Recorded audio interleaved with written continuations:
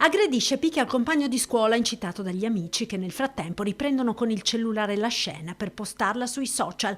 Quindicenne, residente in un comune della Marca, ammonito dal questore di Treviso Alessandra Simone per atti di bullismo nei confronti di un coetaneo. Le vessazioni al ragazzino preso di mira sono iniziate alla fine di settembre, quando il bullo prima ha minacciato il compagno mentre erano ancora a scuola, poi alla fine delle lezioni lo ha seguito alla fermata del bus scagliandolo a terra e prendendolo a pugni, il tutto a beneficio degli amici che, filmando, incitavano al pestaggio. Il video è stato poi postato sui social, ma le angherie purtroppo non erano finite. Una ventina di giorni dopo il bullo ha diffuso a scuola la voce di voler nuovamente picchiare il quindicenne. Quest'ultimo, spaventato, ha finalmente trovato il coraggio di raccontare l'accaduto alla mamma, accompagnato dalla quale si è recato in questura per denunciare. Di qui il provvedimento di ammonimento. Da novembre dello scorso anno abbiamo la possibilità di incidere anche sotto il profilo della prevenzione, e nei confronti dei minori la prevenzione è la nostra arma indispensabile, perché prevenzione significa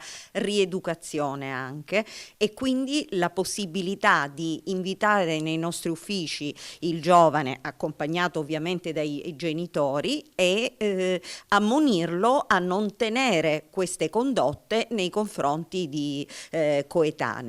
È il secondo ammonimento per bullismo a Treviso, che segue a quello dello scorso novembre nei confronti di un 17enne responsabile di minacce ad un quindicenne che frequentava la stessa scuola. A conferma dell'attenzione della Polizia di Stato al fenomeno, l'appello del questore alle famiglie. Io esorto tutte le famiglie, laddove ci siano problemi di ragazzini che subiscono atti di bullismo, ad entrare nei nostri uffici e fare questo esposto, diciamo, questa descrizione dei fatti, che ci consente poi di arrivare ad emettere il provvedimento di ammonimento, che è a distanza di parte. Quindi il genitore attento, quando si accorge che il proprio figlio è vittima di atti di bullismo da parte di compagni di scuola e di coetanei, ecco, venga a parlarcene.